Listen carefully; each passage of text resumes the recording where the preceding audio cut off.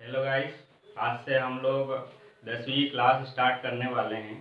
इससे पहले हमने 9वीं क्लास स्टार्ट कर चुके हैं और उसमें पहला चैप्टर होने ही वाला है हमारा। 1.3 तक कंप्लीट कर लिया है। तो इसमें पहला चैप्टर 10वीं में क्या दे रखा है, वास्तविक संख्याएं। तो वास्तविक संख्या अपन ने 9th क्लास में भी हम लोगों ने पढ़ी है वास्तविक संख्याएं। तो उसके बारे में थोड़ा और जानते हैं। वास्तविक संख्या के बारे में मैंने क्या बताया था कि वास्तविक संख्या क्या होती है, रियल नंबर। तो ये कितने प्रकार की होती है वास्तविक संख्याएं? दो प्रकार की होती है वास्तविक संख्या। क्या क्या होती है? एक तो वास्तविक संख्या मान लो क्या होती है, बता देता हूँ मैं आपको इसमें भी थोड़ा सा और। वास्तविक संख्याएं ये अपन पढ़ चुके हैं 9वीं क्लास में, लेकिन मैं थोड़ा सा बता रहा हूँ बस आपको। आपको अगर फुल डिटेल देखना हो तो आप 9th क्लास में जाके देख सकते हो। इसमें थोड़ा सा बेसिक बता देता हूँ जो जो अपने को इसमें जरूरत पड़ेगी। बाकी फिर 10th का स्टार्ट करने वाला हूँ। तो वास्तविक संख्याएं आपने क्या पढ़ा था, ये दो प्रकार की होती है। कौन कौन सी होती है वास्तविक संख्याएं? एक तो वास्तविक संख्या होती है परिमेय,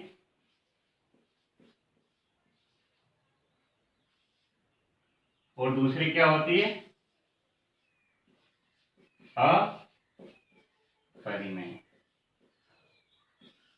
वास्तविक संख्या दो प्रकार की होती है, परिमेय संख्या और अपरिमेय संख्या। इनको परिमेय संख्या बोलते हैं और वास्तविक अपरिमेय संख्या। अब परिमेय संख्या और अपरिमेय संख्या, इसमें हम लोगों ने क्या पढ़ा था कि परिमेय संख्या भी 3 प्रकार की होती है और अपरिमेय संख्या 1 प्रकार की होती है, ये बताया था। परिमेय संख्या 3 प्रकार की कौन कौन सी होती है? परिमेय संख्या में होते हैं पूर्णांक। सबसे पहले पूर्णांक क्या होते हैं? पूर्णांक को पढ़े थे हम लोगों ने क्या पढ़ा था? पूर्णांक ये धनात्मक पूर्णांक होते हैं, ऋणात्मक पूर्णांक होते हैं। धनात्मक पूर्णांक कौन कौन से होते हैं हमने पढ़ा था? 0, +1, +2, +3, +4, ऐसे इनफाइनाइट तक जो जाएंगे, 0 से स्टार्ट होते हैं और इनफाइनाइट तक खत्म होते हैं, धनात्मक पूर्णांक कहलाते हैं। और जो नेगेटिव नंबर होते हैं जैसे -1, -2, -3, माइनस इनफाइनाइट, इनको क्या बोलते हैं? ऋणात्मक पूर्णांक, है ना। इसके बाद हमने क्या पढ़ा था परिमेय संख्या में? शांत परिमेय संख्या। शांत परिमेय संख्या क्या होती है? शांत मतलब क्या? ऐसे जो दशमलव के बाद खत्म हो जाए। पहली बात तो ये कि परिमेय संख्या होती क्या है। तो परिमेय संख्या क्या होती है? वो p/q के फॉर्म में होती है। परिमेय संख्या क्या होती है? p/q के फॉर्म में होती है, जहां पर q is not equal to 0। ये पहली कंडीशन है परिमेय संख्या की, जो हमने देखा था 9th क्लास में, है ना। अब परिमेय संख्या पूर्णांक देख लिया हम लोगों ने। उसके बाद क्या आती है? शांत। शांत क्या होती है? शांत में क्या होता है अपना, मान लो मैं बता ही देता हूं आपको। पहला तो होता है पूर्णांक। क्या होती है? पूर्णांक। उसके बाद क्या होती है? शांत दशमलव। उसके बाद क्या होती है? शांत दशमलव के बाद अशांत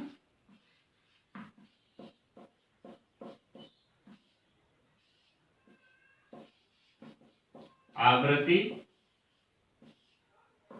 दशमलव। ये 3 प्रकार की होती है परिमेय संख्या। पूर्णांक, शांत दशमलव, अशांत आवृत्ति। और परिमेय संख्या 1 प्रकार की होती है, इसको क्या बोलते हैं? ये अशांत होती है। अशांत तो होती है, अशांत के साथ क्या होती है? अनावृत्ति दशमलव, है ना। तो बस आपको इसमें इतना ही यूज होगा, इतना ही जानना है कि वास्तविक संख्याएं 2 प्रकार की होती है। वास्तविक संख्या परिमेय संख्या और अपरिमेय संख्या होती है। और परिमेय संख्या क्या क्या होती है? पूर्णांक होते हैं, शांत दशमलव, अशांत दशमलव। और अपरिमेय संख्या क्या होती है? अशांत अनावृत्ति, अशांत अनावृत्ति दशमलव, है ना। इसके बाद मैं आपको कुछ, जैसे कि आपको शेषफल की कुछ जरूरत पड़ेगी, तो वो चीजें बता रहा हूं मैं आपको, है ना। वो देखते हैं हम लोग। तो अब देखते हैं अपन फर्स्ट चैप्टर क्या दे रखा है 10वीं में, वास्तविक संख्याएं। क्या है फर्स्ट चैप्टर का नाम? वास्तविक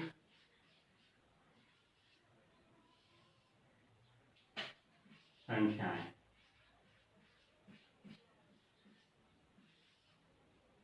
वास्तविक संख्याएं जो अभी मैं बता चुका हूं आपको क्या क्या होती है।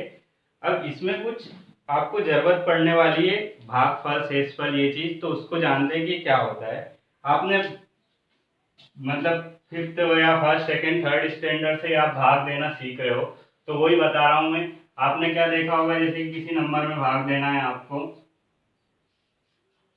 3 से, मान लो ये भाग दिया आपने 6 में, दिया भाग यहाँ पे। इसका मतलब क्या है, ये ऐसा कोई सा नंबर लिखा है 6/3। इसका मतलब क्या है कि 6 में 3 से भाग देना है। तो आप सिंपल क्या करोगे, इस टाइप से लिखोगे, 6 में 3 से भाग दे के देखोगे।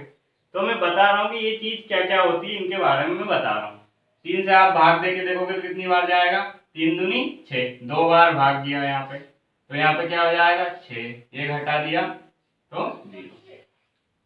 ये क्या होता है, अब ये 3 को क्या बोलते हैं, 2 को क्या बोलते हैं, 6 को क्या बोलते हैं, 0 को क्या बोलते हैं, ये चीज मैं बता रहा हूँ यहाँ पे आपको। हिंदी भाषा में आपको पता होगा वैसे, लेकिन मैं और बताना चाह रहा हूँ तो बता रहा हूँ। ये क्या है, अब ये आप यहाँ पे 3 को क्या बोलते हैं, पहले तो देखते हैं 6। 6 क्या होता है, इसको बोलते हैं भाज्य। क्या बोलते हैं इसको, भाज्य। जिसमें भाग देते हैं अपन किसी भी चीज का, जिसमें भाग देंगे वो क्या कहलाएगा, भाज्य। और जिसके द्वारा भाग दिया जाता है उसको क्या बोलते हैं, भाजक। क्या बोलते हैं, जिस संख्या के द्वारा भाग दिया जाता है उसको क्या बोलते हैं, भाजक। और जिसमें भी भाग दिया जाता है जिस संख्या में, मान लो अब इसमें 6 में भाग दे रहे हैं अपन, तो 6 क्या है, भाज्य। और किससे भाग दे रहे हैं अपन, तो क्या किस संख्या से भाग दे रहे हैं हम लोग, 3 से, तो 3 क्या है यहाँ पे, भाजक। अब भाग कितनी बार जाएगा, तो ये क्या है, यहाँ पे क्या आ रहा है अपना, ये क्या आ रहा है, ये आ रहा है भागफल। भागफल क्या आया हम लोगों के पास, ये आया भागफल। और जो नीचे लास्ट में बचता है, मान लो यहाँ पे 0 0 बचा, किसी में और कुछ भी बच जाता है, तो ये क्या आता है, यहाँ पे लास्ट में जो बचता है वो क्या आता है, शेष फल। क्या आता है, शेष फल। अब सिंपल यहाँ पे देखोगे तो इसमें क्या होगा, इस एग्जांपल में हमने लिया, इसमें क्या होगा, भाज्य क्या होगा, आप इसमें मानोगे तो भाज्य क्या लिखोगे, इसके लिए क्या होगा, इसमें भाज्य। जिस संख्या में हम लोग भाग देते हैं उसको क्या बोलते हैं, भाज्य। तो भाग किस में दे रहे हैं, 6 में, तो यहाँ पे भाज्य क्या हो जाएगा, 6। और जिस संख्या से भाग देते हैं उस संख्या को क्या बोला जाता है, भाजक। क्या बोला जाता है, भाजक। तो भाजक क्या होगा, यहाँ पे किससे भाग दे रहे हैं हम लोग, इसमें 3 से दे रहे हैं, तो 3 क्या होगा, भाजक। और भाग देने के बाद जो भागफल आता है उसको भागफल बोलते हैं। तो भागफल क्या है इसमें, 2। क्या है, भागफल क्या दिख रहा है यहाँ पे आपको, 2। और जो लास्ट में बचता है उसको क्या बोलते हैं, शेष फल। शेषफल, शेषफल क्या बचा इसमें, 0। इसमें क्या बच रहा है, शेषफल 0। तो ये इसके बारे में जान ली। अब इससे एक फॉर्मूला बन रहा है, एक सूत्र बन रहा है, वो मैं मतलब आपको समझा रहा हूं कि आपको ये भाज्य बराबर लिखना हो तो क्या लिखोगे आप, भाज्य बराबर। तो भाज्य बराबर आप लिख सकते हो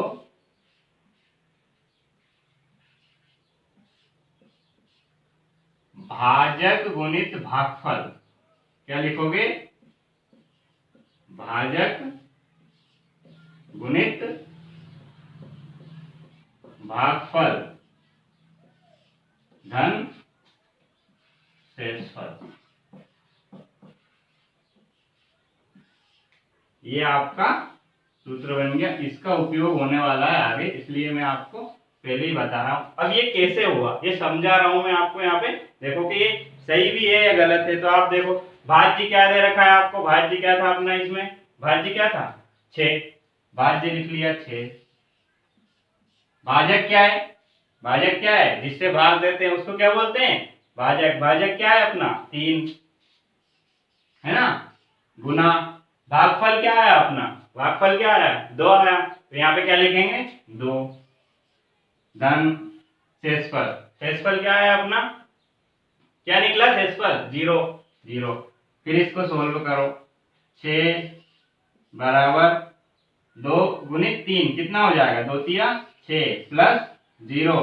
तो ये क्या आ जाएगा, 6 बराबर 6 क्या आ गया 6 बराबर 6, मतलब लेफ्ट हैंड साइड बराबर आ गई राइट हैंड साइड के। मतलब जो भी अपन ने सूत्र लिखा है ये सही सिद्ध हो गया। इसको एक और एग्जांपल से हम लोग देख लेते हैं। यहीं पे एक और एग्जांपल करके मैं बता देता हूं आपको कि शेषफल उसमें 0 नहीं हो रहा हो तो उसमें कैसे होगा। तो हम एक और एग्जांपल देखते हैं जिसमें अपना शेषफल कुछ बच रहा हो। तो मान लो आप क्या ले लोगे 7 डिवाइडेड बाय 2, मतलब 7 में 2 का भाग देना है। तो क्या लिखेंगे अपन, यहाँ पे 7 है उसमें 2 से भाग देंगे। कितनी बार जाएगा 2 तिया 6, 3 बार जाएगा 6 आएगा -1। अब देखो यहाँ पे आपको क्या दिख रहा है, किस में भाग दे रहे हैं अपन 7 में। तो जिस चीज में भाग देते हैं, जिस भी अंक में या जिस संख्या में भाग देते हैं उसको क्या बोलते हैं भाज्य। तो भाज्य क्या हो जाएगा, किस में भाग दे रहे हैं अपन 2 से 7 में, तो भाज्य क्या हो जाएगा 7। और जिस भी संख्या का भाग दिया जाता है उसको क्या बोलते हैं भाजक। तो किसका भाग दे रहे हैं यहाँ पे अपन, हम लोग किस चीज का भाग दे रहे हैं 2 का, तो ये क्या हो जाएगा भाजक, है ना। भागफल क्या होगा, जितनी बार भाग जाता है, जितनी बार भाग जाता है। मान लो यहाँ पे 2 का 7 का 2 से भाग दिया तो कितनी बार गया 3 बार, 2 तिया 6, तो 3 बार भाग गया तो वो क्या हो गया भागफल, 3 आ गया भागफल। और जो बचता है लास्ट में उसको शेषफल बोलते हैं, इंग्लिश में इसको क्या बोलते हैं रिमाइंडर। जो शेषफल जो बचता है लास्ट में, मतलब अब इसमें तो जा नहीं सकता ना, एक तो छोटा है 2 से इसलिए इसमें भाग जाएगा नहीं, तो ये क्या बचा अपने पास शेषफल, तो ये क्या हो गया शेषफल। अब इसको और इसमें करके बताता हूं मैं ड्राइव करके यहाँ पे। तो भाज्य क्या हो गया आपका 7, भाज्य क्या होता है जिसमें अपन भाग देते हैं, है ना 7 बराबर भाजक क्या है, भाजक क्या है 2, और शेषफल भागफल कितना है अपना 3 प्लस 1, ये क्या है 7 बराबर 2 तिया 6 प्लस 1, यहाँ पे क्या हो गया 7 बराबर 7। तो ये सिद्ध हो गया, मतलब ये दोनों बराबर है, दोनों बराबर आ गए, मतलब ये फार्मूला सही है। यहाँ पे ये फार्मूला सही है। अब मैं जैसे कि आपने वो कभी भी यूज करना है इस फार्मूले का, तो हर जगह अपन ऐसा थोड़ी कि इतना बड़ा यही लिख देंगे, तो इसके कुछ शॉर्ट फॉर्म यूज करेंगे, वो मैं लिख के बता देता हूँ कि आपको इसको क्या मानना है, इसको क्या मानना है। तो उससे आपको क्या इजीली याद रह पाएगा, और मतलब जब भी लिखना हो किसी भी फॉर्मूले में, किसी भी क्वेश्चन में आपको यूज करना है इसको, तो इतना बड़ा थोड़ी लिखोगे आप, उसके शॉर्ट फॉर्म यूज करते हैं हम हर फॉर्मूले के ए बी के फॉर्म में, तो लिख लेते हैं हम। इसको क्या बोलेंगे हम लोग ए, इसको क्या बोलेंगे बी, इसको भागफल, इसको क्या बोलते हैं क्वेसेंट, क्वेसेंट को क्यू से डिनोट करेंगे, और ये शेषफल इसको क्या बोलते हैं रिमाइंडर, तो इसको आर से। अब इसको मैं इसमें लिख के बता देता हूँ, ए अपना क्या है भाज्य, तो ए बराबर क्या हो जाएगा ए इक्वल टू भाजक क्या माना हमने बी, और भागफल क्या क्यू प्लस आर। तो ये हर जगह हम यूज करेंगे, यही वाला फॉर्मूला है ना।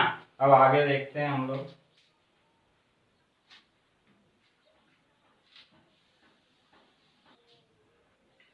अब हम लोग देखते हैं कि किसी संख्या में भाग देने पर शेषफल क्या क्या हो सकते हैं। मान लो मैंने किसी संख्या में 2 से भाग दिया, संख्या तो कुछ भी हो सकती है, लेकिन 2 से अपन अगर भाग दे रहे तो शेषफल क्या क्या बचता है। और 3 से भाग दे रहे तो शेषफल क्या बचता है, 4 से भाग दे रहे तो शेषफल क्या बचता है, 5 से दे रहे, ऐसे किसी भी संख्या से अपन भाग देंगे हम लोग तो उसमें शेषफल क्या बचता है वो देखना है हम लोगों को, क्योंकि इसके आगे अपने को जरूरत पड़ने वाली है। तो आप मान लो किसी संख्या में 2 से भाग दे रहे हो, सबसे पहले स्टार्टिंग में क्या मान लेता हूं मैं, मान लो 10 है, 10 में 2 से भाग दिया तो शेषफल क्या बचेगा, ये 10 भागित 2, 2 पंजे 10, तो शेषफल क्या बचा माइनस, शेषफल क्या बचा यहाँ पे 0। फिर 11 में दे दो, 11 में देके देखेंगे 2 से भाग तो कितना बचेगा शेषफल, 11 में दिया 2 से भाग तो 2 पंजे 10, और ये क्या हो गया 1 बचेगा शेषफल यहाँ पे। फिर और देखता हूं मैं इसके कि मान लो आप 12 में भी दे रहे हो 2 का भाग तो कितना बचेगा शेषफल, ये 12 है, 12 में भाग दिया 2 से, 2 छंगे 12, तो शेषफल क्या बचा 0। 13 में देके देखोगे तो क्या होगा, 13 में दिया भाग हम लोगों ने, 2 छंगे 12, क्या बचा 1।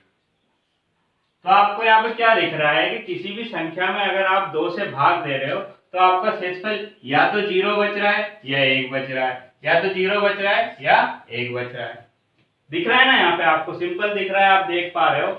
किसी भी संख्या में अगर 2 से भाग दे रहे हो तो आपका शेषफल या तो 0 बचेगा या 1 बचेगा यहाँ पे, इसके अलावा और कुछ नहीं बचेगा। तो आप क्या लिख दोगे यहाँ पे, अगर 2 से भाग दे रहे हो आप किसी संख्या में तो उसमें शेषफल क्या हो जाएगा,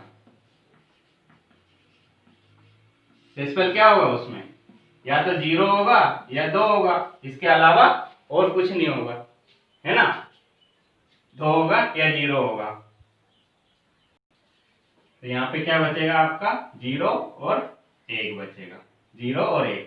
ऐसे ही आप 3 का ले लो कि अगर किसी संख्या में 3 से भाग दे रहे हो तो क्या होगा, तो यहाँ पे ले लो 3, 10 में 3 से भाग दिया हम लोगों ने तो क्या होगा, ये 10, इसमें 3 से भाग दिया, 3 तिया 9, कितनी बार जाएगा 3 बार, शेषफल कितना बचा 1। फिर एक संख्या ले लो 11, 11 ले लिया यहाँ पे, 11/3, तो 11 में भाग दिया हम लोगों ने 3 से, 3 तिया 9, कितनी बार गया 3 तिया 9, यहाँ पे शेषफल कितना बचा 2। अब 12 ले लो आप, 12 में 3 से भाग दिया तो कितनी बार जाएगा, 12 में 3 से भाग देंगे अपन तो कितनी बार जाएगा, 3 चौके 12, 4 बार जाएगा। शेषफल कितना बचा 0। अब एक और संख्या ले लो आप, 13 ले लो, 13 में 3 से भाग दिया हम लोगों ने तो 13, फिर इसमें 3 से भाग दिया तो कितना, 3 चौके 12, फिर शेषफल कितना बचा 1, 1 2 0 फिर 1, फिर रिपीट हो गया 1। इसके बाद अगर मान लो और एक संख्या ले लूं मैं, 14 ले लूं यहाँ पे, 14 में 3 से भाग दूंगा तो क्या होगा, 14 में 3 से भाग दिया, 3 चौके 12, कितना 3 चौके 12, 4 बार, शेषफल कितना बचा 2। मतलब 1 फिर 2 फिर 0 फिर 1 2 फिर 0, ऐसे इसमें जैसे कि इसमें 0 और 1 आ रहा था तो इसमें 0 1 और 2 आ रहा है, इसमें 0 1 2 रिपीट हो रहा है। तो इसमें क्या लिख दोगे आप, अगर किसी संख्या में आप 2 से भाग दे रहे हो तो शेषफल क्या होगा, 3 से भाग दे रहे हो, 2 का तो देख लिया हम लोगों ने, अगर 3 से भाग दे रहे हो तो शेषफल क्या हो सकते हैं, शेषफल क्या होंगे, 0 होगा 1 होगा और 2 होगा, है ना, 0 1 2। ऐसे ही हम 4 5 3 इनका तीनों 4 5 6 इनका अनुमान क्या लगा सकते हैं हम लोग कि अगर 2 से भाग दे रहे हैं तो शेषफल क्या 0 और 1 बच रहा है, मतलब 2 से 1 कम, 3 से भाग दे रहे हैं तो 3 से 1 कम, 0 1 2 ऐसा बच रहा है, 4 से देंगे तो 0 1 2 3 ऐसे बचेंगे। तो हम लोग पूरा लिख के बता देता हूं मैं आपको कि कैसे कैसे शेषफल बचेंगे उनके। तो हम लोगों ने देख लिया, अब मैं इसका पूरा लिख के बता देता हूँ आपको कि किसी भी संख्या में अगर 2 से भाग दे रहे हो, मान लो 2 से ये मैंने मांग लिया, 2 से भाग दे रहे हो, 3 से भाग दे रहे हो, 4 से भाग दे रहे हो, डैश डैश डैश, तो आपके शेषफल क्या बच रहे हैं यहाँ पे, शेषफल क्या हो सकता है, शेषफल को क्या क्वोशिएंट बोलते हैं इंग्लिश में, इसको क्यू से डिनोट, रिमाइंडर सॉरी इसको क्या बोलते हैं, रिमाइंडर, आर से नोट करते हैं इसको। तो 2 से भाग दिया था तो हम लोगों ने क्या क्या देखा था, 0 और 1, 3 से दिया था तो क्या देखा था, 0 1 और 2, यही देखे थे ना। इसी प्रकार अगर 4 से हम किसी भी संख्या में भाग देके देखेंगे तो क्या क्या बचेंगे, 0 1 2 3, मतलब जिस भी संख्या से आप भाग देते हो तो शेषफल क्या क्या हो सकता है, उससे 1 कम हो सकता है, उसके बराबर नहीं होगा कभी भी शेषफल। क्या आप बोल दोगे कि 4 से भाग दिया तो शेषफल 4 भी आ जाए, 4 तो आ ही नहीं सकता ना, अगर 4 आएगा तो वो 4 से डिवाइड हो जाएगा, मतलब 4 से उसमें भाग चल जाएगा, तो वो तो हो ही नहीं सकता, तो उस संख्या से 1 कम होगा। अब मान लो मैं आपके सामने कोई सी भी संख्या 9 लिख देता हूँ यहाँ पे, तो आप इसके शेषफल बता सकते हो क्या क्या हो सकता है, तो क्या बोलोगे आप, इससे 1 कम, तो इसमें शेषफल 0 भी बच सकता है, 1 भी बच सकता है, 2, 3, 4, 5, 6, 7 और 8। इसके शेषफल क्या क्या हो सकते हैं? 8 तक हो सकते हैं। ऐसे ही मैं कोई भी नंबर, मान लो मैंने एक नंबर ले लिया, एक्स नंबर ले लिया मैंने, क्या ले लिया? एक एक्स नंबर है। एक्स की जगह आप कुछ भी लिख सकते हो, 100, 150, 1000, 500, कुछ भी लिख दोगे। तो मान लो मैंने एक एक्स नंबर ले लिया, तो उसके शेषफल क्या क्या होंगे? 0, 1, 2, 3, डैश डैश डैश कहां तक जाएंगे? x माइनस 1 तक। अब x माइनस 1 का मतलब क्या हो रहा है यहाँ पे? कि x से 1 कम होगा, लास्ट वाला जो शेषफल होगा वो x से 1 कम होगा। मान लो मैं x की जगह क्या ले लूं? 4 ले लूं। 4 ले लूं तो क्या होगा? x की जगह 4 ले लिया तो 0, 1, 2 और 3 होगा ना लास्ट। 3 कैसे होगा? क्योंकि अगर x मैंने 4 रख दिया -1 तो क्या आ रहा है आपके पास? 3। x अगर मैंने 4 माना तो x माइनस 1 3, तो 3 तक जाएंगे ना सिर्फ इसके, है ना? 3 तक। तो यही आपको ध्यान रखना है। इसके बाद अपन क्या, एक मेथड आती है वो प्रूफ करके बताता हूँ उसका क्या क्या है। उसके बाद उसके क्वेश्चन देखेंगे प्रश्नावली 1.1 के, है ना? तो अपन ने शेषफल देख लिया था किस किस संख्या को क्या क्या होता है। और उसके बाद हम देखते हैं न्यूक्लिड विभाजन प्रमेयिका। क्या है ये? प्रमेयिका। प्रेमिका मत पढ़ लेना इसको, नहीं तो आप क्या समझोगे? प्रेमिका पढ़ के देखोगे तो उच्चारण क्या आ रहा है? प्रेमिका। प्रेमिका नहीं है, ये क्या है? प्रमेयिका मतलब थ्योरम। इसको इंग्लिश में क्या बोलते हैं? थ्योरम। अब अगर ये आपको, ये थ्योरम क्या होती है? किसी भी स्टेटमेंट को मतलब वो बोल देते हैं कि ये इसमें ये ऐसा है, सिद्ध कर दो इसको। तो सिद्ध करना नहीं होता, दो स्टेटमेंट देते हैं। कोई से भी साइंटिस्ट ने स्टेटमेंट दे दिया तो उसको क्या बोलते हैं? थ्योरम, प्रमेयिका, है ना? तो उन्होंने क्या बोला है? दो धनात्मक पूर्णांक दिए हो, अगर आपको a और b धनात्मक पूर्णांक दिए हो तो आपको सबसे पहले क्या करना है? इन दोनों में से जो सा कोई सा बड़ा होगा, दो है तो उनमें से कोई सा तो एक बड़ा होगा ना, तो आपको देखना है जो बड़ा हो उसको आपको a मानना है, जो भी बड़ा होगा उसको आपको a मानना है, और जो छोटा हो उसको b मानना है ना? ये क्या है? बड़ा। इसका मतलब क्या है? साइन का मतलब क्या बता रहा है? ऐसा ये बना दिया मैंने। तो इसका मतलब क्या है? जिस साइड भी खुला हो मतलब ओपन हो, उस साइड क्या बड़ी संख्या आती है? क्या आती है? बड़ी संख्या। जिस साइड भी ये ओपन हो उस साइड बड़ी संख्या आती है, जिस साइड क्लोज रहता है वहां पे छोटी संख्या आती है ना? तो ये ए बड़ा है। तो इसमें अभी मैंने आपको क्या बताया था? अभी पिछले में बताया था ना कि ए इक्वल टू क्या होता है? A equal to B into Q plus R. बस यही स्टेटमेंट। ये प्रेमिका क्या? ये प्रमेयिका, ये थ्योरम बोलती है, प्रेमिका नहीं बोलती है ऐसा। कौन बोलती है? प्रमेयिका बोलती है। न्यूक्लिड विभाजन प्रमेयिका क्या बोलती है? A equal to B into Q plus R. और यहाँ पे क्या होगा? क्या होगा यहाँ पे? क्यू क्या? क्वोशिएंट, जो शेषफल रहता है, शेषफल। Are remainder. शेषफल क्या? R remainder. ये क्या क्या होना चाहिए? आर एक तो क्या होना चाहिए? ये जीरो के बराबर हो सकता है, और क्या होगा? ये जीरो के बराबर भी हो सकता है और जीरो से बड़ा भी हो सकता है। लेकिन क्या होगा? ये इससे कैसे? क्यू से छोटा होगा। क्यू से नहीं, सॉरी, बी से छोटा होगा।